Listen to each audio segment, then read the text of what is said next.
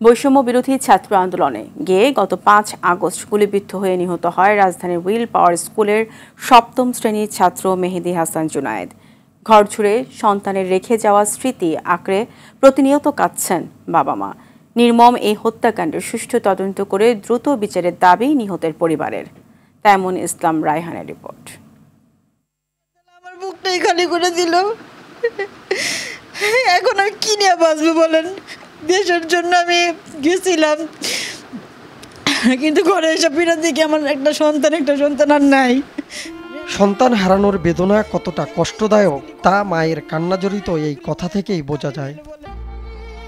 বৈষম্য বিরোধী ছাত্র আন্দোলনের মুখে স্বৈরশাসক শেখ হাসিনার পালিয়ে যাওয়ার দিন দুপুরে পুলিশের গুলিতে শহীদ হয় 7ম শ্রেণী পড়ুয়া মেহেদী হাসান জুনায়েদ। 14 বছরের জুনায়েদ স্বপ্ন দেখত বড় হয়ে বাবা মায়ের স্বপ্ন পূরণ করার, কিন্তু এর বহু আগেই পুলিশের বুলেট কেড়ে নেয় তার জীবন। নেই জুনায়েদ, তবে পড়ে রয়েছে যে জুনায়েদের সব স্মৃতিগুলো। জুনায়েদের সেই স্কুল ড্রেস, জুনায়েদের সেই মানিব্যাগ, জুনায়েদের সেই ঘড়ি, চশমা, সবগুলোই যেন কাঁদাচ্ছেন পরিবারের লোকজনকে।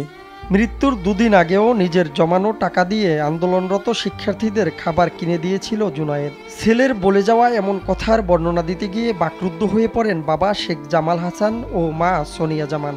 স্কুল পড়ুয়া একটা ছাত্র, ক্লাস 7-এ পড়ে, এইভাবে ওকে গুলি করে। প্রাইম মিনিস্টার তো 12:30টার দিকে নেমে গেছিল, তো কেন 3:30-4টা পর্যন্ত গুলি হইল? ও বের হয়ে ওর 3টা ফ্রেন্ডের সাথে চাঙ্কারপুর চলে গেছে, আর আমি আমার মেয়েটারে নিয়ে আপনার এই যে মতিঝিল আইডিয়াল ওইখানে গেছি। তো ওইখানে প্রায় 150টা পুলিশ আটকেতেছিল, আর বারবার বলতেছিল আপনারা কোথায় যান। তা আমার মুখ দিয়ে বারবারই বলতেছি যে আমরা লাশ দেখতে যেতেছি এরকম। তা আমি যে এই লাশ আমার ঘরে এসে দেখুন, আমি এটা কখনো কল্পনাও করি নাই।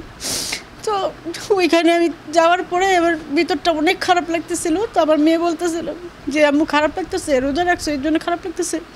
আমি বলতেছি কি জানি না কেন জানি মুস্তাকিবরে খুব মিস করতেছি, ওর কি কিছু হইল আজকে, আবার এমন লাগতেছে কেন ভিতরে। অধিকার আদায়ে রাজপথে নামা ছাত্রদের এমন নির্মমভাবে হত্যার ঘটনার সুষ্ঠু বিচার দাবি করেছে নিহতের পরিবার। তাইমুন ইসলাম রায়হান, RTV, ঢাকা।